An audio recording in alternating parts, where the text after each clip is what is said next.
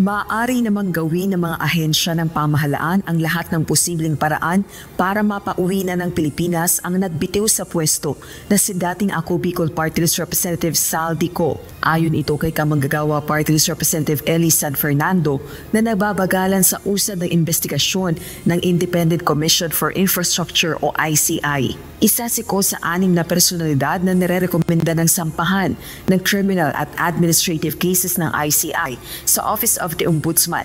Bunsod ng umunay pagbulsa ng pondo mula sa national budget gamit ang mga proyektong infrastruktura ng pamahalaan sa pamamagitan ng pakikipagsabuatan sa private contractors. Yung air assets niya nga nandun na sa ibang bansa. Yan, punto rin natin yan dahil sa sobrang kupad, sobrang bagal tumakbo ng mga investigasyon at wala pang naiaangat sa korte, ayan, naliliquidate na yung mga assets or naitatago na yung mga assets. That's exactly our point. Muli namang ipinanawagan ni Navotas City Representative Toby Chanco ang kanselasyon sa pasaporte ni Ko, lalo na't anyat maaari ng ituring na issue sa national security ang patindi panggalit ng publiko sa corruption scandal. Gate pa nito, batay sa Section 4 ng Republic Act No. 11983 o ang New Passport Law, maaaring kanselahin ang passport alang-alang sa pambansang seguridad. Para sa akin, ito ay isang national security issue dahil yung galit ng tao,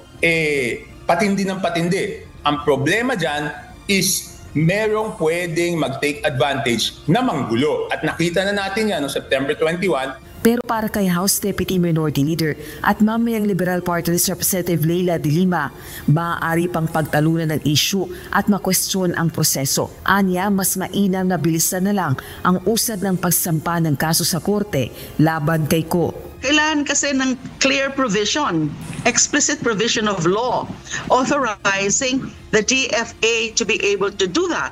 Otherwise, questionin lang yan as something that is beyond the authority of the DFA or ultra vires. So ang pinaka-solution dapat dyan is bilisan na nga yung mga kaso para masampa na sa korte, sa Sandigan Bayan at makapag-issue na ng warrant of arrest. Nauna nang ipinahayag ng Department of Foreign Affairs na maaari lamang itong magkansela ng pasaporte sa ilang partikular na pagkakataon, kabilang na kung may kautusan ng korte matapos magbaba ng hatol laban sa isang passport holder bunsod ng kasong kriminal o kung tumatakas sa batas.